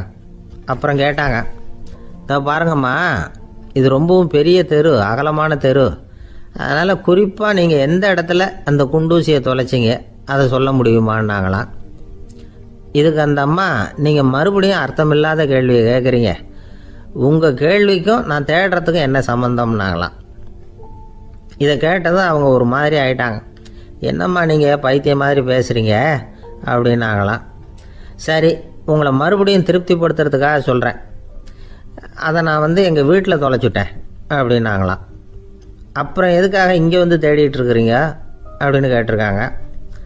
ஏன்னா இங்கே தான் வெளிச்சம் அதிகமாக இருக்குது, அங்கே வீட்டுக்குள்ளே இருட்டாக இருக்குது, அதனால் இங்கே வந்து தேடுறேன், வெளிச்சம் உள்ள இடத்துல தானே தேட முடியும் அப்படின்னாங்களாம் அந்த ஞானி. இந்த கதைக்கு என்ன அர்த்தங்கிறத பெரியவங்க சொல்கிறாங்க. அதாவது இந்த தேடுதல்ங்கிறது ஒரு வியாதி. அது நம்ம சதா அலைய வைக்கும், பைத்தியமாக மாற்றுறதுக்கு முயற்சி பண்ணோம். ஒரு காலம் அது நிறைவு அடையவே அடையாது. வாழ்வுங்கிறது ஒரு புரிந்து கொள்ள முடியாத சதா இயங்கி கொண்டிருக்கிற ஒரு செயல். அதுக்கு ஆரம்பமும் இல்லை, முடிவும் கிடையாது. எதையோ தேடணும் அப்படிங்கிற உந்துதல் நமக்குள்ளே இருக்கும், ஆனால் குறிப்பாக எதை தேடிட்டு இருக்கிறோம் அப்படிங்கிறது புரியாது. அப்படி ஏதாவது ஒன்றை தேடி அடைஞ்சிடுறோம்னு வச்சுக்கோங்க, உடனே ஒரு அதிருப்தி வந்துடும். அதனால் வாழ்க்கைங்கிறது சலிப்பு நிறைந்தது அப்படிங்கிற எண்ணத்தை உண்டாக்கிக்கிறோம். ஒன்று அடைஞ்சதுக்கு அப்புறம் இன்னொன்று தேட ஆரம்பிச்சிருவோம். ஆக இந்த தேடல்ங்கிறது நாம் ஒன்று அடைஞ்சாலும் அடையாவிட்டாலும் தொடர்ந்து நடந்துக்கிட்டு தான் இருக்கும். இதுக்கு முடிவே கிடையாது. இந்த உண்மையை நாம் நல்லா புரிஞ்சுக்கணும் அப்படிங்கிறது பெரியவங்களுடைய கருத்து. ஏழையும் தேடுறான், பணக்காரனும் தேடுறான், நோயாளியும் தேடுறான், நோய் இல்லாதவனும் தேடுறான், அதிகாரம் உள்ளவனும் தேடுறான், அதிகாரம் இல்லாதவனும் தேடுறான், முட்டாளும் தேடுறான், அறிவாளியும் தேடுறான். ஆனால் யாரும் இதை தான் தேடி சாதிக்க போகிறோம், இதுதான் முடிவு அப்படின்னு திட்டவட்டமாக சொன்னதில்லை. ஒன்று அடைஞ்சதும் இன்னொன்று தேட ஆரம்பிச்சிடுறாங்க, அவ்வளோதான். அதாவது உங்களின் தேடுபவர் உங்கள் உள்ளே தான் இருக்கிறார், அவரை தேடி கண்டுபிடியுங்கள். இதுதான் ஞானிகள் நமக்கு சொல்லுகிற ஒரு ஆலோசனை. நம்மால் ஒருத்தன் ஜெயிலில் இருந்தான். இன்னொரு கைதி அவனை பார்த்து கேட்டான், ஏன்பா உன்னை பார்க்குறதுக்கு வெளியிலேருந்து யாருமே இங்கே வர்றது இல்லையே, உனக்கு சொந்தக்காரங்களே கிடையாதா அப்படின்னு கேட்டானா. ஏன் இல்லை, எனக்கு சொந்தக்காரங்க நிறைய பேர் உண்டு, அவங்க என்னை பார்க்க வராததுக்கு காரணம் வேற அப்படின்ட்டுருக்கான் இவன். என்ன காரணம்னு கேட்டான் அவன். அதுக்கு இவன் சொன்னானா, அதுக்கு என்ன காரணம்னா அவங்க எல்லாரும் இங்கே உள்ளேயே இருக்கிறாங்க அப்படின்னா. ஒருத்தன் எப்படி நடந்துக்கிறாங்கிறத வச்சு தான் அந்த ஆள் எப்படிங்கிறத நாம் முடிவு பண்ணுறோம். ஆளுமைன்னு சொல்கிறோம்ல, அதுக்கு சூழ்நிலைகளை ஆளுகின்ற தன்மை அப்படின்னு விளக்கம் கொடுக்குறார் ஒரு உளவியல் நிபுணர். சரி, ஒரு மனிதனுடைய ஆளுமையை உருவாக்குகிற விஷயங்கள் என்னென்ன? பிறப்பு, வளர்க்கப்பட்ட விதம், படிப்பு, நண்பர்கள், சமுதாயம், இப்படி நிறைய உண்டு. ஆளுமையின் அடிப்படையில் சில மனநோய்கள் உண்டாகுது. அதெல்லாம் என்னென்னங்கிறத தெரிஞ்சு வச்சுக்கிட்டோம்னா நம்ம கூட இருக்கிறவங்கள அடையாளம் கண்டுபிடிக்கிறதுக்கு அது ரொம்ப உபயோகமாக இருக்கும். ஃப்ரெனாய்டு ஆளுமை அப்படின்னு ஒன்று. இந்த கோளாறு உள்ளவங்க எப்படி இருப்பாங்க தெரியுமா? அதிக உணர்ச்சி, சந்தேகம், பொறாமை இதெல்லாம் அதிகமாக இருக்கும். வளைஞ்சு கொடுக்க மாட்டாங்க. அடுத்தவங்களோட இணக்கமான உறவு இருக்காது. அவங்க செய்கிற தப்புக்கெல்லாம் அடுத்தவங்களை குறை சொல்லிகிட்டு இருப்பாங்க. இது ஒரு ரகம். அடுத்தது ஸ்கிசாய்டு ஆளுமை அப்படின்னு சொல்கிறாங்க. இந்த கோளாறு உள்ளவங்க அடுத்தவங்களோட பழக கூச்சப்படுவாங்க. சின்ன வயசுலேயே இது ஆரம்பமாயிடுது. பகல் கனவுலேயே சஞ்சரிப்பாங்க. அவங்களுடைய விரோதம், கோபம் இதை கூட வெளியில் காட்டிக்க முடியாமல் இருப்பாங்க. இவங்களுக்கு அகமுகம், பிரச்சனைகள்லேருந்து ஒதுங்கி எதுலேயும் ஈடுபாடு இல்லாதவங்களாக இருப்பாங்க. இப்படி ஒரு ரகம். அடுத்தது சைக்ளோதமிக் ஆளுமை அப்படின்னு சொல்கிறாங்க. அது என்னென்னா உணர்ச்சிகளில் ஏற்றத்தாழ்வு அதிகமாக இருக்குமா. சில சமயம் பார்த்தா மகிழ்ச்சியாக இருப்பாங்க, சில சமயம் சோகமாக உட்காந்துருப்பாங்க. அவங்க மனநிலைக்கு தகுந்த மாதிரி சமூக நிகழ்ச்சிகளில் பங்கெடுத்துக்குவாங்க. இன்னொரு வகை என்னென்னா எண்ணப்பீடிகை ஆளுமை அப்படின்னு பேர் வச்சிருக்கிறாங்க. அதுக்கு இவங்களுக்கெல்லாம் கரெக்டாக இருக்கணும், எல்லாம் சட்டத்திட்டம் இதுலேயும் ஒரு ஒழுங்குமுறை, இப்படி எதிர்பார்க்குற மனோபாவம். இவங்க எதிர்பார்ப்புக்கும் வரன்முறைக்கும் மற்றவங்க கட்டுப்படணும்னு நினைப்பாங்க. இந்த நிலைமை நீடிச்சா என்ன ஆகும் தெரியுமா? அலைக்கழிக்கிற எண்ணங்கள் திரும்ப திரும்ப ஒரே செயலை செய்ய தூண்டுற மன தளர்ச்சிக்கு ஆளாயிடுறாங்க. அடுத்தது ஹிஸ்டீரியா ஆளுமை. சின்ன விஷயத்தையெல்லாம் பெருசுப்படுத்தி நாடகமாக்குற நடிகர்கள் இவங்க. உணர்ச்சி அதிகம் உள்ளவங்க. இவங்க மன எழுச்சியில் பக்குவமின்மை, குழந்தைத்தனம், முதிர்ச்சியின்மை எல்லாம் இருக்கும். தன்னலம் மிக்க குணம், பிறர் தன்னை மட்டுமே கவனிக்கணும்னு நினச்சி செயல்படுறது, இதெல்லாம் இவங்க அடையாளம். அடுத்த ரகம் எப்படின்னா வளர்ச்சியற்ற ஆளுமைன்னு சொல்கிறாங்க. அடுத்தவங்களோட இணங்கி போக முடியாதவங்க, அறிவு, மன எழுச்சி, சமூக உறவு இதில் எல்லாம் போதுமான வளர்ச்சியையும் நிறைவையும் பெற முடியாதவங்க. இவங்களால வாழ்க்கையில் முன்னேற முடியாது. பிச்சைக்காரங்க, குற்றவாளிகள் இவங்ககிட்டெல்லாம் இது மாதிரியான ஆளுமை அதிகமாக இருக்குமா. அடுத்தது என்னென்னா சோர்வுடைய ஆளுமை. எதுலேயும் உற்சாகம் இல்லாமல் சோர்ந்து போயிருப்பாங்க. அதுக்கெல்லாம் நமக்கு வலிமை இல்லைப்பா அப்படின்னு சொல்லிட்டு இருப்பாங்க. சின்ன விஷயங்களுக்கெல்லாம் அதிர்ச்சி அடையிறது, வாழ்வின் சுவையை அனுபவிக்க முடியாதவங்க. இன்னொரு ரகம் இது கொதித்தெழும் ஆளுமைங்கிறாங்க. எதுக்கு எடுத்தாலும் ஆத்திரம், குரோதம், வன் செயல் இதிலெல்லாம் ஈடுபாடு, இப்படி உள்ளவங்க. நத்தை வகை ஆளுமை அப்படின்னு ஒன்று. அடுத்தவங்க மேலே விரோதம் இருக்கும், அடிக்கணுங்கிற எண்ணம் இருக்கும். ஆனால் அதை அப்படியே வெளியில் காட்டாமல் அதே சமயம் அமைதியான முறையில் வெறுப்பை வெளிக்காட்டுற ரகம். இவங்கெல்லாம் பேசாமல் கம்முன்னு இருந்துக்கிட்டே நினைச்சதை நிறைவேற்றிக்கிடுவாங்க. முன்ஜாக்கிரதை ஆளுமை அப்படின்னு ஒரு ரகமா. பாதுகாப்பின்மை, சந்தேகம், முழுமையின்மை, அறவேக்காட்டுத்தனம் இந்த மனப்போக்கு அதிகமாக இருக்கிறதுனால அகம்பாவம், புடிவாதம், எச்சரிக்கை எல்லாம் அளவுக்கு மீறி இருக்கும். இதுவரைக்கும் நாம் பேசிக்கிட்டு இருந்த ஆளுமை பண்புகள் அளவுக்கு அதிகமாக போயிட்டுதுன்னா ஆளுமை கோளாறுகள் ஏற்படும். அதன் அடிப்படையில் மனவியாதிகள் வருமா. அதனால் இணக்கமான, எல்லாரும் விரும்புகிற இயல்பான ஆளுமையை பெறுவதற்கு நாம் முயற்சி செய்யணும் அப்படிங்கிறது மனோதத்துவ நிபுணர்களுடைய ஆலோசனை. ஒருத்தர் ஒரு மனோதத்துவ டாக்டரை தேடிட்டு வந்தாராம். டாக்டர், எனக்கு மனசில் ஏதோ வியாதி, ஆளுமை கோளாறு, அதாவது எனக்கு சீக்கிரமாக செத்து போனால் தேவையில்லைன்னு தோணுது அப்படின்னாராம். உடனே அந்த டாக்டர், சரி அப்படின்னா இங்கே இருங்க, நான் வைத்தியம் பார்க்குறேன் அப்படின்னாராம். ஆந்திர நாட்டில் ஒரு அரசர் இருந்தார். அந்த அரசர்கிட்ட ஒரு அமைச்சர் இருந்தார். அந்த அமைச்சர் பேர் ராயண பாஸ்கர். அவர் ஒரு பெரிய அறிவாளி. அது மட்டும் இல்லை, மிகச்சிறந்த கொடையாளி. யார் எது கேட்டாலும் இல்லைன்னு சொல்ல மாட்டாராம். அதன் காரணமாகவே அவர்கிட்ட இருந்த செல்வம் நாளுக்கு நாள் குறைஞ்சிக்கிட்டே வந்துட்டு தான். கடைசியில் குடும்பத்துக்குன்னு எதுவும் வைக்காமலே அவர் போய் சேர்ந்துட்டார். மகனும் இறந்துட்டார். அந்த குடும்பத்தில் மிஞ்சி இருந்தது அவருடைய மருமகள், ஒரு பேரன், அவ்வளவுதான். இருந்த ஒரே சொத்து பழுதடைஞ்ச ஒரு வீடு. அந்த அம்மா மற்ற வீடுகளில் வேலை செஞ்சு தன்னுடைய பிள்ளைய படிக்க வச்சுக்கிட்டு வராங்க. அந்த புள்ள ஒரு பெரிய வள்ளலுடைய பேரன்கிறது அந்த பள்ளி வாத்தியார்களுக்கும் தெரியும். அதனால் அவங்களும் இவங்ககிட்ட கொஞ்சம் அன்பாகவும் அக்கறையாகவும் பழகி பாடம் சொல்லி கொடுத்துக்கிட்டு இருக்கிறாங்க. ஒரு நாள் ஒரு புகழ்பெற்ற கவிஞர் ஒருத்தர் அந்த பள்ளிக்கூடத்துக்கு வந்திருக்கிறார். ஆசிரியர்கள்கிட்ட பேசிக்கிட்டு இருந்தப்போ ஒரு செய்தியை சொன்னாராம். ராயண பாஸ்கருங்கிற வள்ளல் எனக்கு நிறைய உதவிகள் செஞ்சிருக்கார், என்னை பாராட்டி பரிசுகள்லாம் கொடுத்துருக்கிறார். அந்த வள்ளல் வாழ்ந்த கிராமத்தை பார்க்கணுங்கிறதுக்காக தான் இப்போ இங்கே வந்திருக்கிறேன் அப்படின்னாராம். ஆசிரியர் உடனே இந்த பையனை கூப்பிட்டு, இதை பாருங்கள், இவன் யார் தெரியுமா, நீங்கள் குறிப்பிடுகிற அந்த வள்ளலின் பேரன் அப்படின்னு அறிமுகப்படுத்தினாராம். கவிஞரின் கண்களில் ஆனந்த கண்ணீர். அந்த பரவச நிலையிலேயே அந்த வள்ளலை பற்றி கவி பாட ஆரம்பிச்சுட்டாராம். இந்த சின்ன பையன் அதை கேட்டிருக்கிறான். உடனே என்ன பண்ணான் தெரியுமோ, தன் கையில் அணிஞ்சிருந்த ஒரு பொன் வளையலை கழட்டி அந்த கவிஞருக்கு பரிசாக கொடுத்துட்டானான். எல்லாருக்கும் ஆச்சரியம். தாத்தா இருக்கும் நிலையில் கொடுத்தார், பேரன் இல்லாத நிலையிலையும் கொடுக்குறான். பையனை எல்லாரும் பாராட்டினாங்களாம். இருந்தாலும் அவனுக்குள்ள ஒரு பயம் எதுவும் ஆரம்பமாச்சு. பள்ளிக்கூடம் விட்டு வீட்டுக்கு வரும்பொழுது அந்த பயம் இன்னும் அதிகமாயிட்டுது. அம்மா என்ன சொல்லுவாங்களோ தெரியலையே, ஏதோ திடீர்னு தோணிச்சு வளையல கட்டி கொடுக்கணும்னு கொடுத்துட்டோம். குடும்பம் இருக்கிற நிலையில் இப்படி நான் செஞ்சது தப்பா, வீட்டு செலவுக்கே அம்மா எவ்வளவு கஷ்டப்படுறாங்க, வீட்டுக்கு போனதும் என்ன நடக்குமோ தெரியலையே அப்படின்னு நினச்சி பயந்துக்கிட்டே அவன் வீட்டுக்குள்ளே அடி எடுத்து வைக்கிறான். அம்மா கூப்பிட்டு சாப்பாடு போட்டாங்க. அவங்க கண்ணில் படக்கூடாதுங்கிறதுக்காக ஒரு கையை பின்னாடி மறைச்சிக்கிட்டே இருந்தான். அம்மா இதை கவனிச்சிட்டாங்க. ஏய், உன் கையை ஏன் அப்படி வச்சிருக்கிற, உன் கைக்கு என்னாச்சு, ஏதாவது அடிபட்டு போச்சா அப்படின்னு கேட்டுக்கிட்டே கையை எடுத்து பார்க்குறாங்க. வளையல காணலை. வளையல் எங்கே அப்படின்னு கேட்குறாங்க. இவன் தயங்கிக்கிட்டே நடந்ததை சொல்கிறான். அது கேட்டதும் அந்த அம்மாவோட முகம் கோபத்தால் சவுந்து போச்சான். முட்டாளே, என்ன காரியம் பண்ண அப்படின்னு கன்னத்தில் அரைஞ்சிட்டாங்களாம். அம்மா, என்னை அடிக்காத, ஏதோ தெரியாமல் தப்பு பண்ணிட்டேன் அப்படின்ட்டுருக்கான். மகனே, வளையலை கொடுத்ததுக்காக நான் உன்னை அடிக்கலை அப்படிங்க, பின்ன எதுக்கு அடித்தேன்னு கேட்டிருக்கான். உன் பாட்டனார் ஒரு பெரிய வள்ளல். அவர் எதையும் பாதி வேலையாக செய்கிறதில்ல. அவருடைய பேரை நீ அரைகுறை வேலை செஞ்சுட்டு வந்திருக்கிற அப்படின்னாங்களாம். என்னம்மா சொல்கிறேன்ருக்கான். நீ ஒரே ஒரு வளையலை மட்டும்தானே கழட்டி கொடுத்துருக்குற. கொடுக்குறதா இருந்தால் ரெண்டையும் சேர்த்துல கொடுத்துருக்கணும். அதுதானே உங்கள் தாத்தாவுக்கு பெருமை அப்படின்னாங்களாம். அம்மா, தெரியாமல் இப்படி செஞ்சுட்டேன், உங்கள்கிட்டையும் அரை வாங்கிட்டேன் அப்படி இப்படின்னு அவன் சொல்லியிருக்கிறான். இப்போ அம்மா கொஞ்சம் இருங்க, அந்த கவிஞர் இன்னைக்கு நம்ம ஊரில் தான் தங்கியிருப்பார்.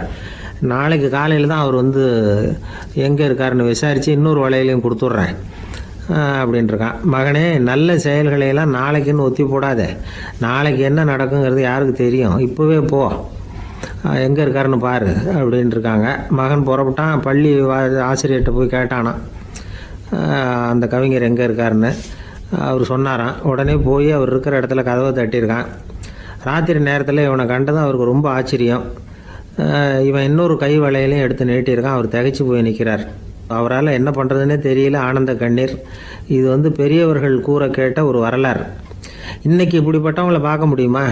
வறுமை வள்ளல் தன்மையை ஒன்று செய்து விடாதுங்கிறதுக்கு இது ஒரு உதாரணம்.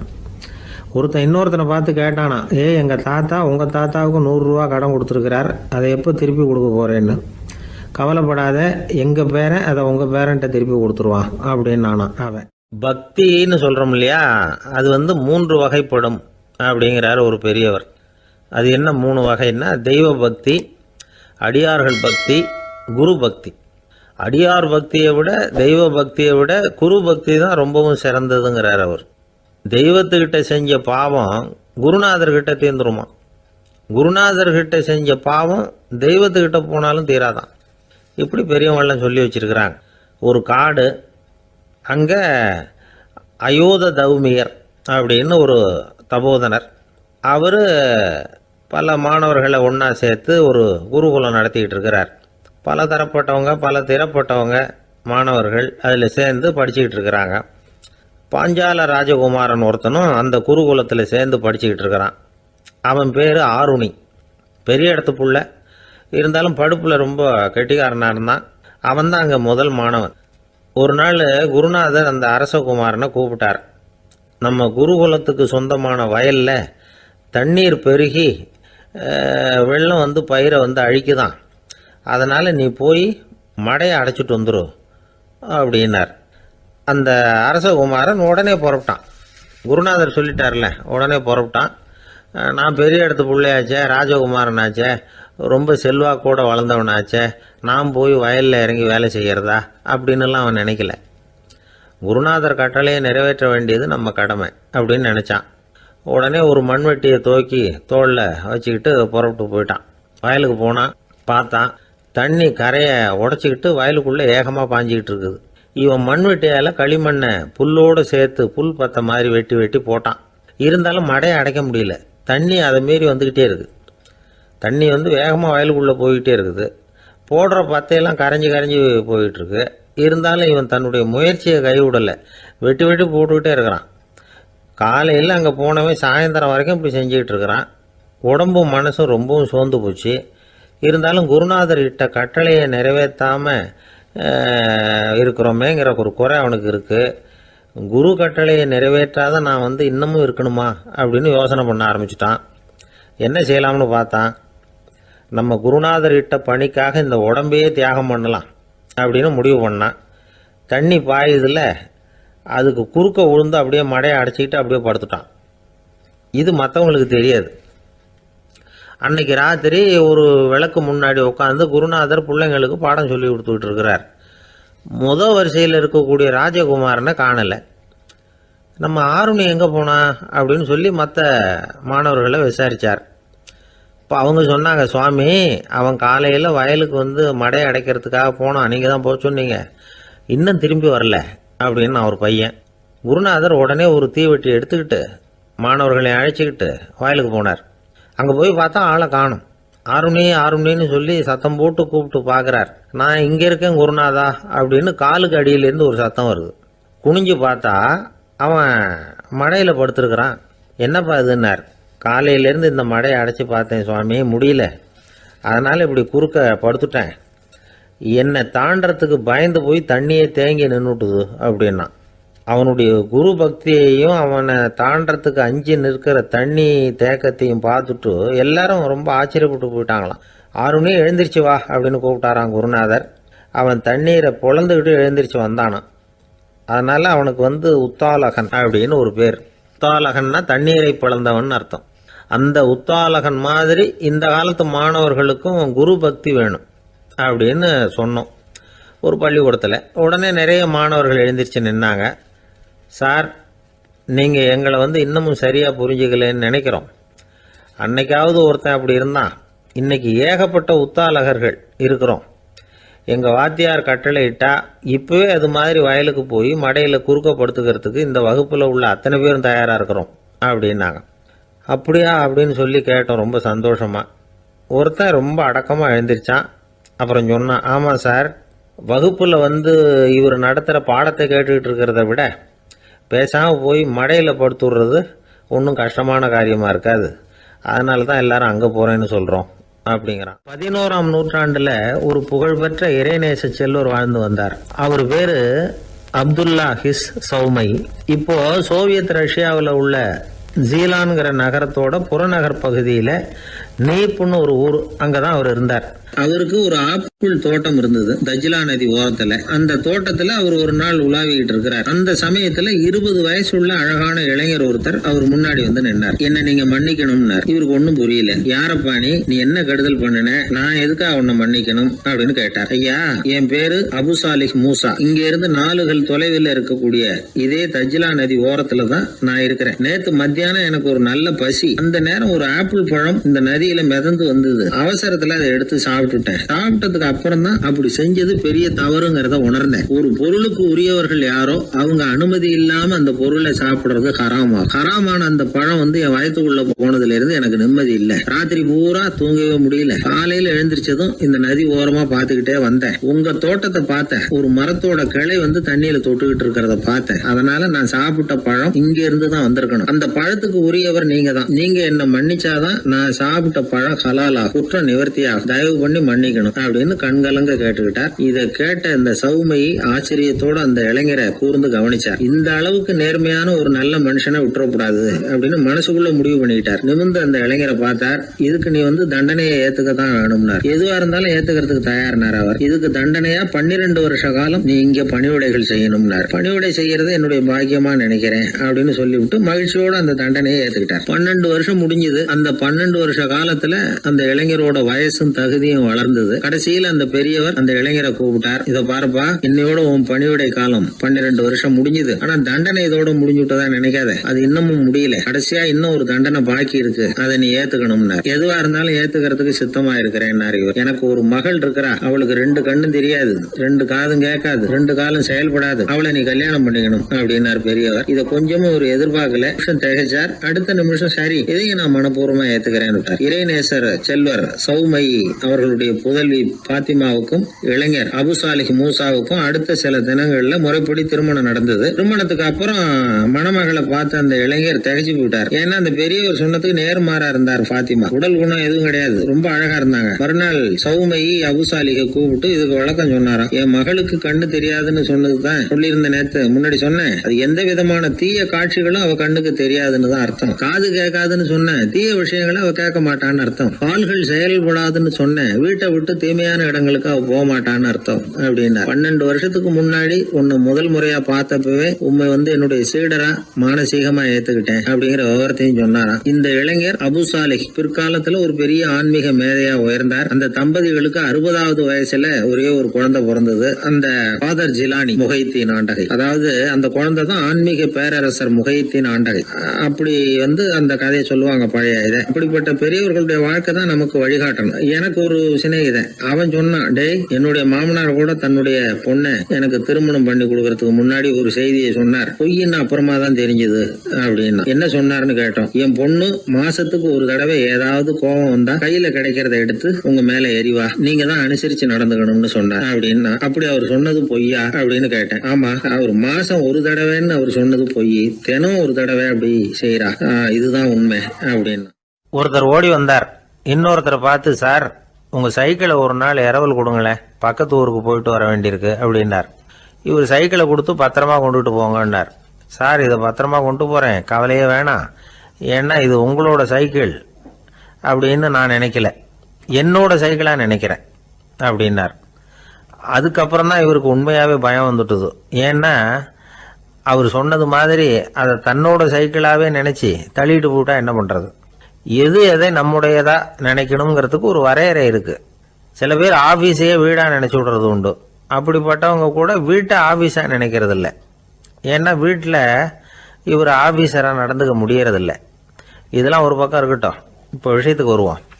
பொறியியல் மேதை டாக்டர் விஸ்வேஸ்வரய்யா இருந்தார் இல்லையா, பாரத ரத்னா விருதெல்லாம் கொடுத்தாங்களே. ஆபீஸ் வேலை வேற, சொந்த வேலை வேற அப்படிங்கிறதுக்கு ஒரு உதாரணமா இருந்தவர் அவர். மைசூர் மகாராஜா கிட்ட திவானா இருந்தார். அவர் ஒரு நாள் அரசாங்க வேலை காரணமா வெளியூர் போயிருந்தார். ஹாசன்கிற ஊருக்கு பக்கத்துல ஒரு பயண மாளிகை, அங்க தங்கிவிட்டார். ராத்திரி அங்க தங்கி இருந்துட்டு விடிஞ்சதும் ஊருக்கு திரும்புறதாக திட்டம். ராத்திரி தூங்குறதுக்கு ரொம்ப நேரம் ஆயிட்டுது. ரொம்ப நேரம் வரைக்கும் அரசாங்க சம்பந்தப்பட்ட வேலைகளையே பார்த்துக்கிட்டு இருக்கிறார். அரசாங்க ஃபைல்கள் நிறைய இருந்தது. அதையெல்லாம் ஒவ்வொன்றா எடுத்தார், படித்து பார்த்தார், பரிசீலனை பண்ணார். அதில் எழுத வேண்டியதை எழுதினார், கையெழுத்து போட்டார். ஒரு வழியாக அந்த வேலையெல்லாம் முடிஞ்சுது. அதுக்கப்புறம் என்ன பண்ணார்னா, தன்னுடைய சூட்கேஸை திறந்தார். அதிலிருந்து 2 மெழுகுவத்தியை எடுத்து கொளுத்தி வச்சார். அந்த பயண மாளிகையில் அது வரைக்கும் எரிஞ்சுக்கிட்டு இருந்த மின்சார விளக்குகளை அணைச்சுட்டார். அதுக்கு பிறகு அந்த மெழுகுவத்தி வெளிச்சத்தில் சில புத்தகங்களை தொடர்ந்து படிக்க ஆரம்பிச்சிட்டார். அந்த பயண மாளிகையில் பணியாளராக இருந்தவர் இதை பார்த்துட்டு ஓடி வந்தார். மறுபடியும் மின் விளக்கு போடுறதுக்காக போனார். விஸ்வேஸ்வரய்யா அதை பார்த்துட்டு போட வேணாம்ட்டாராம். இது வரைக்கும் நான் அரசாங்க அலுவல்களை கவனிச்சுக்கிட்டு இருந்தேன், அதனால மின் விளக்குகள் அப்போ எரிஞ்சதில் தப்பு இல்லை. இப்போ நான் புத்தகம் படிச்சுக்கிட்டு இருக்கேன், இது என்னுடைய சொந்த வேலை, இங்கே இருக்கிற மின் விளக்கு அதுக்காக ஏன் எரியணும் அப்படின்னு கேட்டாராம். இப்போ இருக்கிற சில அரசு பணியாளர்கள்கிட்ட இந்த சம்பவத்தை பேச்சோட பேச்சா சொல்லி பார்த்தேன். அவங்களால இதை ஜீரணிக்கவே முடியல. நேர்மை தேவைதான் சார், அதுக்காக அவ்வளவு தூரத்துக்கு அது தேவையா அப்படிங்கிறாங்க. விஸ்வேஸ்வரய்யா அப்படி பண்ணினது தான் ஒரு நேர்மையாளர் அப்படின்னு இந்த உலகத்துக்கு நிரூபிக்கணுங்கிறதுக்காக இல்லை. தான் அப்படி நடந்து காட்டினா தன்னை சுற்றி இருக்கிறவங்களும் அதை கேள்விப்படுறவங்களும் முடிஞ்ச அளவுக்கு பொது வாழ்க்கையில் அரசு பணியில் நேர்மையை கடைபிடிக்க முயற்சி பண்ணலாமே அப்படிங்கிறதுக்காகத்தான். இப்போவும் சில பேர் இருக்கிறாங்க, இவங்க ஆஃபீஸ் வேற வீடு வேறன்னு நினைக்கிறது இல்லை, அவ்வளோ உரிமை. ஒருத்தர் அப்படிதான், அவருக்கு அவசரமாக 5000 ரூபா தேவைப்பட்டது. ஆஃபீஸு பணத்தை எடுத்துக்கிட்டார். அந்த நேரம் பார்த்து ஆடிட் வந்துட்டுது, ஆப்பிட்டுக்கிட்டார். விசாரணை நடக்குது. அவர் சொல்றார், சார் நான் நேரம் காலம் பார்க்காம ஆஃபீஸில் வேலை செய்வேன், ஏன்னா அதை என்னோட ஆஃபீஸாக நினைக்கிறேன். அவசரத்துக்கு அந்த பணத்தை எடுத்தேன், மறுபடியும் வச்சுடலாம்னு தான் இருந்தேன், அதுக்குள்ளே இப்படி ஆயிட்டுது. நீங்கள் என்ன நினைச்சாலும் சரி, நான் ஆஃபீஸ் வேற வீடு வேற அப்படின்னு நினைக்கிறது இல்லை, அது என்னோட சுபாவம் அப்படின்னார். விசாரணை பண்ணவர் தீர்ப்பு வழங்கினார். உங்கள் சுபாவத்துக்கு மதிப்பு கொடுத்து நானும் தீர்ப்பு வழங்குறேன். நீங்கள் கொஞ்ச நாள் ஜெயிலில் இருந்துட்டு வாங்க, அது உங்களுக்கு கஷ்டமாக இருக்காதுன்னு நினைக்கிறேன். ஏன்னா அங்கே போனாலும் நீங்கள் உங்கள் சுபாவப்படி வீடு வேற ஜெயில் வேறன்னு நினைக்க மாட்டீங்க அப்படின்னாராம். உபயோகமா இருக்கு அப்படின்னார். உடனே பார்வை இல்லாத அந்த பெரியவர் சொன்னாரு, வெளிச்சம்னு ஒண்ணு உண்மையிலேயே இருக்குதா அப்படின்னு கேட்டாராம். உண்மையிலேயே வெளிச்சம் இருக்குங்க அப்படின்னு சொல்லியிருக்கிறாங்க, அதை நான் நம்ப மாட்டேன் அப்படின்னாராம் அவரு. சூரியன் இருக்கு, சந்திரன் இருக்கு, நட்சத்திரம் இருக்கு அப்படின்லாம் சொல்லி பார்த்துருக்குறாங்க, அதையெல்லாம் ஒத்துக்கிறேன், ஆனா அதையெல்லாம் என்னை கொஞ்சம் தொட்டு பார்க்க விடுங்களேன் அப்படின்னாராம். அதையெல்லாம் தொட்டு அறிய முடியாது அப்படின்னு சொல்லியிருக்கிறாங்க. அப்படின்னா முகர்ந்து அறியறேன், மோந்து பார்க்குறேன், மோர்ந்து பார்க்க விடுங்க, ஏதாவது வாசனை வருதான்னு பார்க்குறேன் அப்படின்னு இருக்கார். அதுவும் முடியாதேன்னாங்களாம். பெரியவர் யோசனை பண்ணியிருக்கிறார். சரி பரவாயில்ல, முரசு அடிக்கிறது மாதிரி அடிச்சு பார்க்கவாவது ஏற்பாடு பண்ணி கொடுங்க. அதை அடிச்சு பார்த்து அதோட சத்தத்தை உணர்ந்துக்கிறேன் அப்படின்னாராம். அதாவது ஒளியின் ஒலியை, அதாவது வெளிச்சத்தின் சத்தத்தை புரிஞ்சுக்கிறேன் அப்படின்னு சொல்லியிருக்கிறார். அதுக்கும் சாத்தியம் இல்லைன்னு சொல்லியிருக்கிறாங்க. சரி, அதுவும் முடியலன்னா அந்த வெளிச்சத்துல கொஞ்சம் எடுத்து என் கையில கொடுங்க, வாயில போட்டு சாப்பிட்டு பாக்குறேன் ருசி எப்படி இருக்குன்னு அப்படின்னு சொல்லி பார்த்திருக்காரு. எந்த வகையிலயும் அவரை அதை ஒத்துக்க வைக்க முடியல. சுத்தி இருந்தவங்க எல்லாம் குழம்பி போயிட்டாங்க. என்னங்க, நாங்க சொல்றத நீங்க நம்பலையா அப்படின்னு கேட்டிருக்காங்க. என்னுடைய 4 புலன்களுக்கும் புலப்படாத ஒன்ன நான் மாயை அப்படிங்கிறேன். நீங்க என்ன அவமானப்படுத்துறதுக்காக இப்படி சொல்றீங்கன்னு நினைக்கிறேன். ஏதோ உங்களுக்கு எல்லாம் பார்வைன்னு ஒண்ணு இருக்கிறதாகவும் அது எனக்கு இல்லைங்கிறதாகவும் சொல்லி என்ன நீங்க அவமதிக்கிறீங்க அப்படின்னார். தர்க்க சாஸ்திரத்துல மேதையான அந்த பெரியவர். சுத்தி இருந்தவங்க பார்த்தாங்க, வெளிச்சம் இருக்குங்கிறத இவர் நம்பணும், இவரை நம்ப வைக்கணும் அப்படின்னா அது புத்தரால தான் முடியும் அப்படின்னாராம் ஒருத்தர். சரி, அவர்கிட்டயே போவோம் அப்படின்னு சொல்லி எல்லாரும் அவர்கிட்ட போய் சேர்ந்தாங்க. விவரத்தை சொன்னாங்க. புத்தர் சிரிச்சாராம். எப்படிப்பட்டதுன்னு நான் நினைக்கிறேனோ, அதாவது உண்மை, அப்படித்தான் அவரும் நினைக்கிறார். எதையும் அனுபவபூர்வமா உணர்ந்தாதான் நம்ப முடியும். ஒளிய அனுபவித்து அறியாத வரையில அது இருக்கிறதா இல்லையா அப்படிங்கிற கேள்விக்கு இடம் கிடையாது. அதனால அவரு அதை நம்பாததும் சரிதான் அப்படின்னு சொன்னாராம் புத்தர். அதுக்கப்புறம் சொல்லியிருக்கார், உங்களை குணப்படுத்தி கொள்ளலாம், உங்களுக்கு தேவை ஞானி கிடையாது, உங்களுக்கு தேவை மருத்துவர் அப்படின்னாரா. ஒரு டாக்டர் கிட்ட அழைச்சிட்டு போயிருக்கிறாங்க. பார்வை கிடைச்சிட்டுது. வெளிச்சத்தை கண்டதும் அவர் மகிழ்ச்சி அடைஞ்சார். புத்தரை வணங்கினார். நான் வாதம் பண்ணேன், நீங்க எதிர்வாதம் பண்ணல. என்னுடைய பிரச்சனை மருத்துவரால் தான் தீரும் அப்படின்னு சொல்லி எனக்கு பார்வை கிடைக்க செஞ்சீங்க அப்படின்னாராம். மனித குலத்துல ரொம்ப அதிகமானவர்கள் நிலைமை இப்படித்தான். கண்ணை மூடிக்கிட்டு அதை சரின்னு ஒருத்தர் வலியுறுத்தி சொல்லிட்டு இருந்தா அவருக்கு உதவுறது அப்படிங்கிறது முடியாத காரியம். இந்த காலத்துல சில பேர் கண்களை திறந்துகிட்டே சில காரியங்கள் பண்ணுவாங்க. அது தப்புன்னு அவங்களுக்கு பின்னாடி தான் புரியும். ஒருத்தர் தன்னுடைய வலது காலில் கட்டு போட்டுக்கிட்டு அப்படி வந்தார். என்ன ஆச்சுன்னு விசாரிச்சாங்க. எங்க வீட்டு கண்ணாடி ஜன்னல்களை வெளிப்பக்கமா இருந்து சுத்தப்படுத்திக்கிட்டு இருந்தேன், சரியா தொடச்சிக்கிட்டு இருக்கோமா அப்படின்னு கொஞ்சம் பின்னாடி தள்ளி நின்னு பார்த்தேன் அப்படின்னார். அதுக்கும் உங்க கால் உடைஞ்சதுக்கும் என்ன சம்பந்தம்னு கேட்டாங்க. நான் குடியிருந்தது 4வது மாடியாச்சே அப்படின்னாராம். அன்பா இருக்கணும்னு அநேக பெரியவங்க சொல்லி இருக்கிறாங்க. நாமளும் அதை கேட்டுட்டு அன்பு காட்டுறதுக்கு தயாரா தான் இருக்கிறோம். அதை வாங்கறதுக்கு தான் ஆளை காணும். இருந்தாலும் அன்புல எத்தனையோ வகை உண்டு. அதை சரியா புரிஞ்சுக்கிட்டு அதுக்கப்புறம் அன்பு காட்ட ஆரம்பிக்கணும். வகையை புரிஞ்சுக்காம அன்பு காட்டினா வம்புல மாட்டிக்க வேண்டியதுதான். அன்புன்னா சாதாரணமா நினைச்சு விடாதீங்க. அதுல எவ்வளவு விதம் தெரியுமா? இரக்கம், கருணை, காருண்யம், பந்துத்துவம், பட்சம், பாசம், நேசம், விசுவாசம், அபிமானம், காதல், பக்தி, இப்படி பல விதமா அதை பத்தி சொல்லி வச்சிருக்கிறாங்க பெரியவங்க. இந்த வார்த்தைகள்லாம் நாம கேள்விப்பட்டது தான். இருந்தாலும் அதுகளுக்குள்ள என்ன வித்தியாசம்னு கேட்டா சரியா சொல்ல தெரியாது. அதனால இந்த வார்த்தைகளுக்கெல்லாம் பெரியவங்க என்ன விளக்கம் சொல்றாங்கன்னு இப்போ பார்க்கலாம். எளியவர்கள் மேல செலுத்துற அன்பு இருக்கு பாருங்க, அதுக்கு இரக்கம்னு பேரு. அறிவு பலம், சரீர பலம், இது ரெண்டும் இல்லாதவங்க மேல, அதாவது வலிமையற்றவர்கள் மேல செலுத்துற அன்பு இருக்கு பாருங்க, அதுதான் கருணை. எறும்புல இருந்து யானை வரைக்கும் சகல ஜீவராசிகள் மேலேயும் காட்டுற அன்புக்கு காருண்யம்னு பேரு, ஜீவகாருண்யம். சிவி சக்கரவர்த்தி காட்டின அன்பு இந்த ரகம். உறவினர்கள், சொந்தக்காரங்க, அவங்க வசதியா இருந்தாலும் வறுமையில இருந்தாலும் வித்தியாசம் இல்லாம காட்டுற அன்பு இருக்கு பாருங்க, அதுக்கு பேரு பந்துத்துவம். ஒரு எஜமானன் வேலையாள் கிட்ட காட்டுற அன்பு இருக்கு பாருங்க, அதுக்கு பேரு தான் பட்சம். அவனும் தன்னை மாதிரி மனுஷன்தாங்கிற நினைப்பு வேணும். ஒரு தாய் தன்னுடைய குழந்தை மேல, ஒரு குழந்தை தன்னுடைய தாய் மேல செலுத்துற அன்புக்கு பாசம்னு பேரு. ஈருடல் ஓர் உயிர்னு நினைக்கிறது இது. ராமரும் கௌசலையும் இதுக்கு உதாரணம்.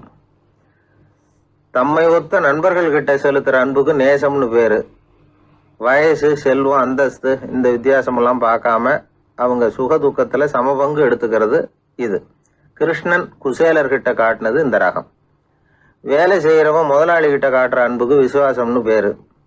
தேசத்து மேலையும் தாய்மொழி பேர்லையும் செலுத்துற அன்புக்கு அபிமானம்னு பேரு. தேசாபிமானம்னு சொல்றமே இதுதான். ஒரு கணவன் மனைவி பேர்ல காட்டுற அன்புக்கு காதல்னு பேரு. கடவுள் பேர்ல செலுத்துற அன்புக்கு பக்தின்னு பேரு. இப்படி அன்புல பல ரகம் இருக்கிறப்போ அதுல உள்ள வித்தியாசம் தெரியாம இடம் மாத்தி அன்பு காட்டினா இடைஞ்சல் தான். சரி, இந்த அன்பை பத்தி விஞ்ஞானம் என்ன சொல்லுது தெரியுமா? இதயத்தை பாதுகாக்கிறதுக்கு முக்கியமா தேவைப்படுற ஒண்ணு இந்த அன்புதான்னு சொல்லுது. நெதர்லாந்து விஞ்ஞானிகள் இதை ஆராய்ச்சி பண்ணியே கண்டுபிடிச்சிருக்கிறாங்க. கொஞ்சம் முயல் குட்டிகளை 2 பிரிவாக பிரித்தாங்க. 2 குரூப்புக்கும் கொழுப்பு அதிகமாக உள்ள ஆகாரத்தையே கொடுத்துக்கிட்டு வந்தாங்க. ஆனால் ஒரு குரூப்புக்கு வெறுமன ஆகாரத்தை கொடுத்ததோட சரி, இன்னொரு குரூப்பு முயல்களுக்கு ஆகாரம் கொடுத்ததோடு நிறுத்திக்கல. அதுக்கு முன்னாடி கூண்டுகளை திறந்து விட்டு முயல்களை கொஞ்ச நேரம் எடுத்து கொஞ்சி விட்டு அதுக்கப்புறமா ஆகாரம் கொடுத்தாராம் ஆராய்ச்சியாளர். இந்த குரூப்புக்கு இதய பாதிப்பு 60% குறைச்சலாக இருந்துதான். சில நோயாளிகளுக்கு ஹார்ட் அட்டாக் வந்தாலும் அதை தாங்கிக்கிட்டு குணமாகிற சக்தி அதிகமாக இருக்குது. இது எப்படின்னு ஆராய்ச்சி பண்ணி பார்த்துருக்குறாங்க. அவங்கெல்லாம் மனைவி தன் பேரில் ரொம்ப அன்பாக இருக்கிறதாக நினைக்கிறவங்களா இருக்கிறாங்களாம். இதய நோயாளிகள் பல பேரை சந்தித்து இதய நோய் ஏற்பட என்ன காரணம்னு கேட்டிருக்கிறாங்க. அவங்க சொன்ன காரணம்லாம் சாப்பாடு சம்மந்தமாக இல்லையா, மனைவி அன்பா இல்லை, இப்படிப்பட்ட காரணத்தை தான் சொல்கிறாங்களாம். அதனால் இதயத்தை பாதுகாக்கணும்னு நினைக்கிறவங்க அடுத்தவங்க அன்பாக இருக்கிறது மாதிரி பார்த்துக்குங்க, அதுதான் முக்கியம். ஒருத்தர் முகம் பூரா பிளாஸ்டரி போட்டுக்கிட்டு வந்தார். ரொம்ப கோபமாக, என்னங்க ஆச்சுன்னு விசாரித்தேன். எல்லாம் உங்களால் தான் சார்னார். விவரமாக சொல்லுங்களேன். என்ன உங்கள் தகவலை கேட்டுட்டு ஒரு பூனைக்குட்டியை கையில் எடுத்தேன், அன்பாக அதை தடவி கொடுக்கறதுக்காக. ஆனால் அது முந்திக்கிட்டது, அது என் முகத்தை தடவி கொடுத்துட்டுது. முகம் பூரா நகை கீறல், அதுதான் இப்படி அப்படின்னார். அன்புல அறிவு சேராததுனால வந்த கோளாறு இது. அந்த காலத்துல எல்லாம் படிக்கிறதுங்கிறது எப்படி தெரியுமா? குருகுல வாசம் செஞ்சு படிக்கணும். ஆசிரியருங்கிறவர் ஆசிரமத்தில் இருப்பார். அங்கே போய் அவருக்கு தொண்டுகள் செய்யணும். துணிகள்லாம் துவைச்சி போடணும். தூங்கும்போது காலை பிடிச்சி விடணும். புழுக்கமாக இருந்தால் விசிறி மட்டை எடுத்து விசிறணும். அப்படியே அப்பப்போ அவர் சொல்லிக் கொடுக்குற பாடத்தையும் கற்றுக்கணும். அவர் சொல்லிக் கொடுக்குற பாடங்களை ஓலைச்சுவடிகளில் எழுதிக்கணும். இதுதான் குருகுல வாசம்ங்கிறது.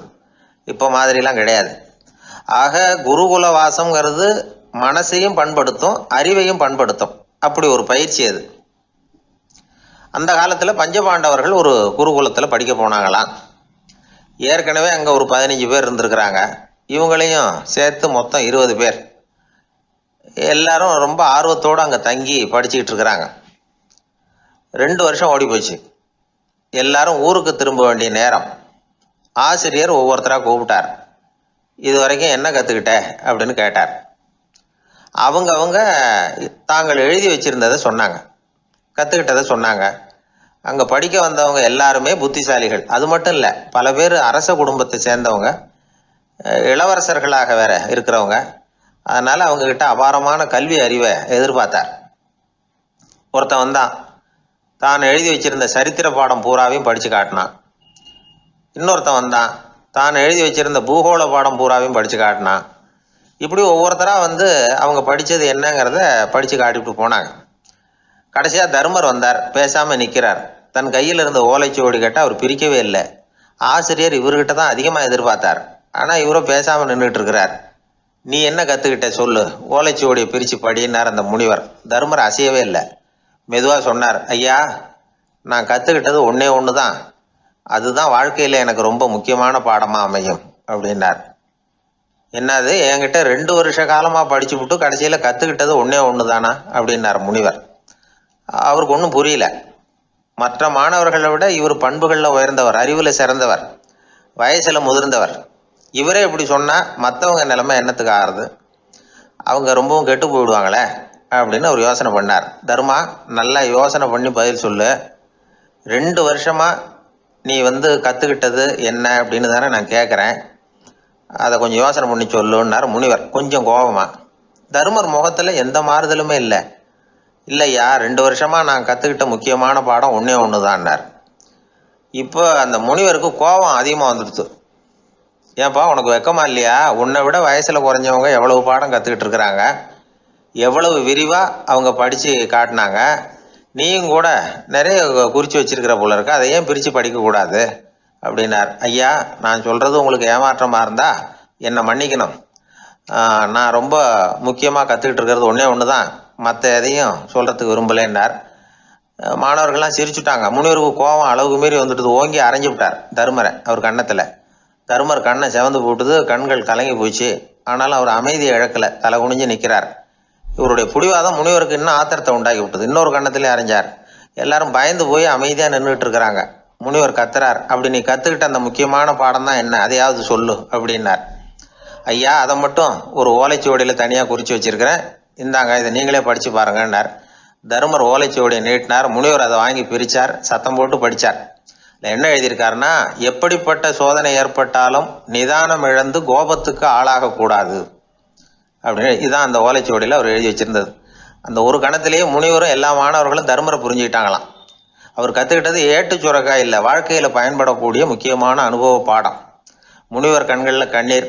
தர்மரை அன்போடு கட்டி தழுவிக்கிட்டார். அப்புறம் சொன்னார், தர்மா என்னை மன்னிச்சுரு, நீ மாணவன் இல்லை ஆசிரியன். நான் இது வரைக்கும் தெரிஞ்சிக்காத அனுபவ பாடத்தை நீ இப்போ எனக்கு கற்றுக் கொடுத்துட்ட அப்படின்னு சொன்னாராம்.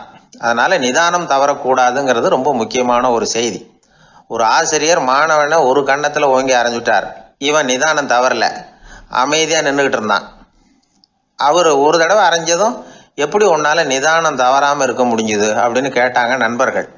அவன் சொன்னான், நான் நிதானம் தவறி இருந்தா எங்கள் வாத்தியார் இன்னொரு கன்னத்துலேயும் அரைஞ்சிருப்பார், அது அதை விட பலமாக இருக்கும், அதனால தான் நான் அப்படி